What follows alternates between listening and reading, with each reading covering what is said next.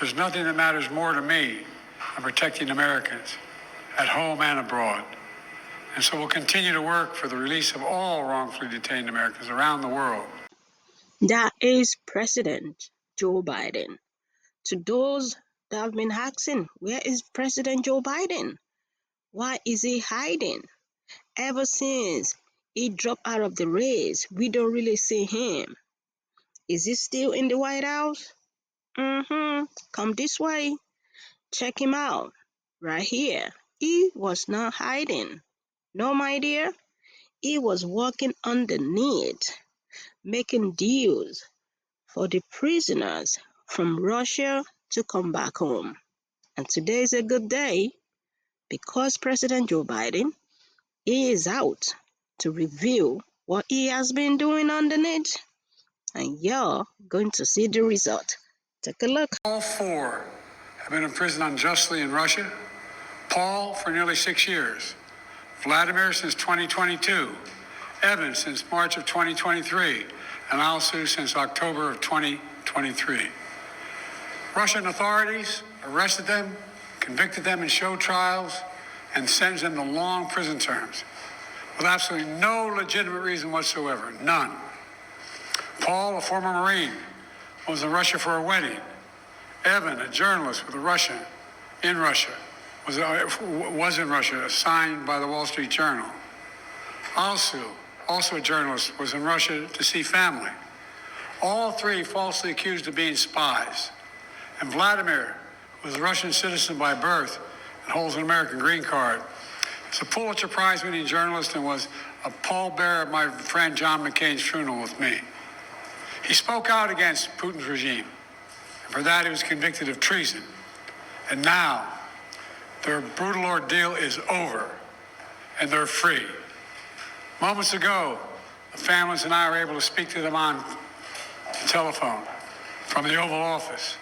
They're out of Russia. Earlier today, they were flown to Turkey, and soon they'll be wheels up on their way home to see their families. This is an incredible relief for all the family members gathered here. It's relief to the friends and colleagues all across the country who've been praying for this day for a long time. The deal that made this possible was a feat of diplomacy and friendship. Friendship. Multiple countries helped get this done. They joined the difficult, complex negotiations at my request. And I personally thank them all again. And I've thanked them personally, and I'll thank them again. All told, Russia's released 16 prisoners. 8 Russians who are being held in the West will be sent home as well. These 16 prisoners from Russia that Russia has released include 4 Americans, 5 Germans, 7 Russian citizens who are political prisoners in their own country. One of those Russians runs the human rights organization Memorial, which won a Nobel Prize in 2022. Putin threw him in prison for voicing opposition to the war in Ukraine. 4 others work with Alexei Navalny, political opposition leader who died in Russia prison this year. Now they can live safely abroad and continue their work of advocating for democracy if they so choose. This deal would not have been made possible without our allies. Germany, Poland, Slovenia, Norway, and Turkey, they all stepped up and they stood with us. They stood with us. And they made bold and brave decisions, released prisoners being held in their countries who are justifiably being held, and provided logistical support to get the Americans home. So for anyone who questions whether allies matter, they do. They matter. And today is a powerful example of why it's vital to have friends in this world. Friends you can trust, work with, and depend upon, especially on matters of great consequence and sensitivity like this. Our alliances make us safer, and we began to see that again today. Let me say this. It says a lot about the United States that we work relentlessly to free Americans who are unjustly held around the world. It also says a lot about us that this deal includes the release of Russian political prisoners. They stood up for democracy and human rights. Their own leaders threw them in prison. The United States helped secure their release as well. That's who we are in the United States. We stand for freedom, for liberty, for justice, not only for our own people, but for others as well. And that's why all Americans can take pride in what we've achieved today. I want to thank everyone in my administration who helped make this happen. Our work did not start just on day one. It started before day one. During the transition, I instructed our national security team to dig into all the cases of hostages being wrongfully detained, which were inherently, well, we inherited them from the prior administration. I wanted to make sure we hit the ground running, and we did.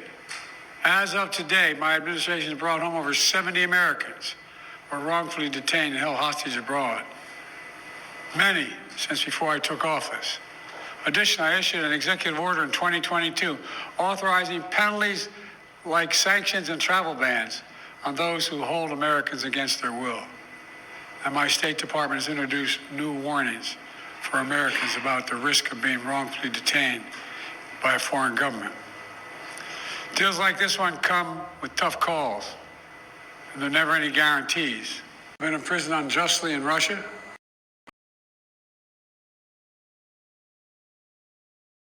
Evans since March of 2023, and Alsu since October of 2023. Russian authorities arrested them, convicted them in show trials, and sentenced them to long prison terms with absolutely no legitimate reason whatsoever, none. Paul, a former Marine, was in Russia for a wedding. Evan, a journalist with a Russian, in Russia, was in Russia, assigned by the Wall Street Journal. Alsu, also a journalist, was in Russia to see family. All three falsely accused of being spies. And Vladimir was a Russian citizen by birth and holds an American green card. He's a Pulitzer Prize-winning journalist and was a pallbearer at my friend John McCain's funeral with me. He spoke out against Putin's regime, and for that he was convicted of treason. And now, their brutal ordeal is over, and they're free.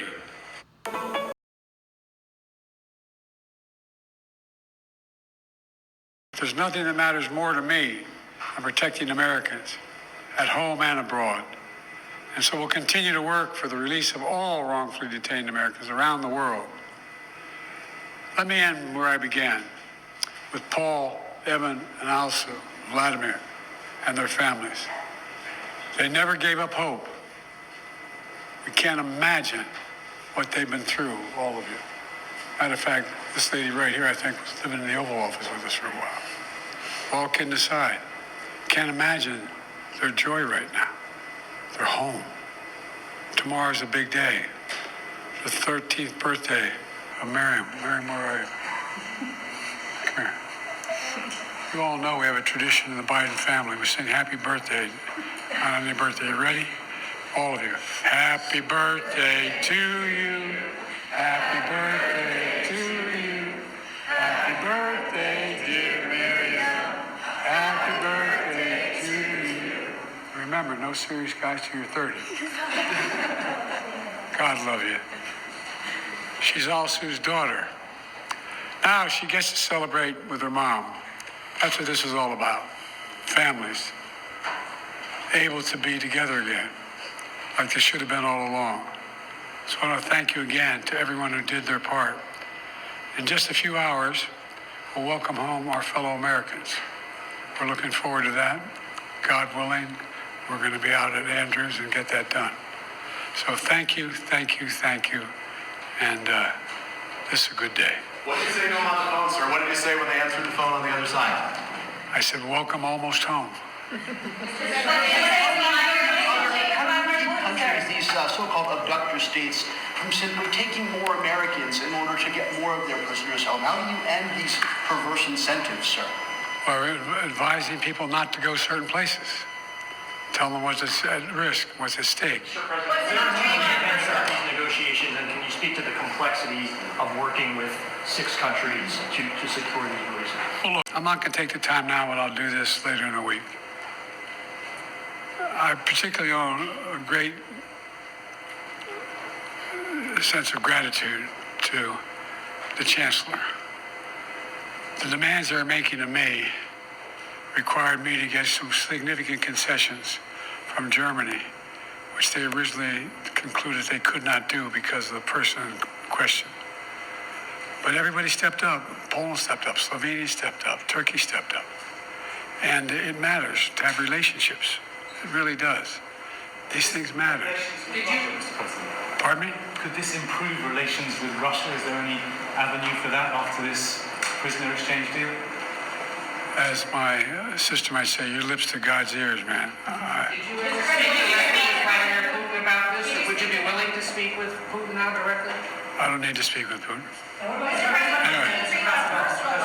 How did you weigh that decision of letting somebody out who sounds like got away with murder tonight? I got home innocent people.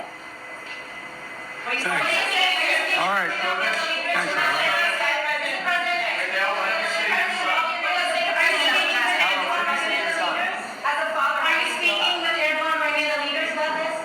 Say that again? Are you speaking with President Erdogan or the leaders about this?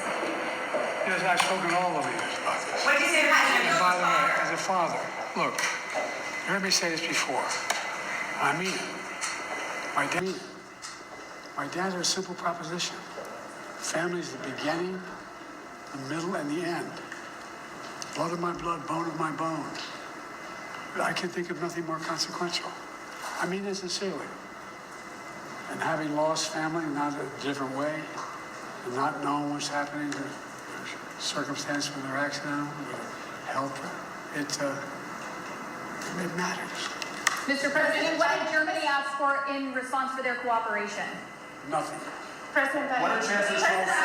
President Trump has said repeatedly that he could have gotten the hostages out without giving anything in exchange. What do you say to that? What do you say to President Trump now, former president? Why didn't he do it when he was president? Sir, what are chances? There you have it, folks. There you have it. President Biden, he walked quietly before he revealed what he has been working on. This is a great example, and we're going to say congratulations to those that got their freedom. You know what I mean? There's a lot of people that have been saying, where is Joe Biden?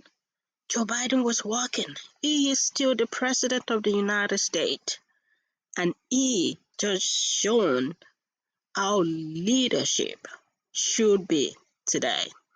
Y'all had the last clip.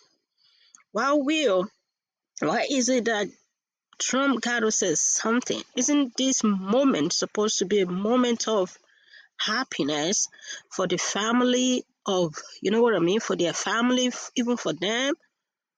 And he still got to throw in something.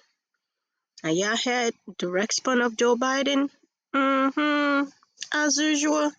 Let's continue the conversation down there in the comment section.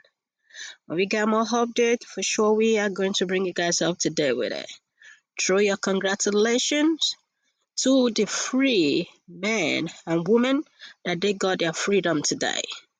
And it is very important that we remember the 2024 presidential election. We got to be taking note who is doing more for the people. Catch up with you guys later. Thank you to all my return subscribers. If you haven't subscribed, please do not forget to subscribe, and thank you in advance.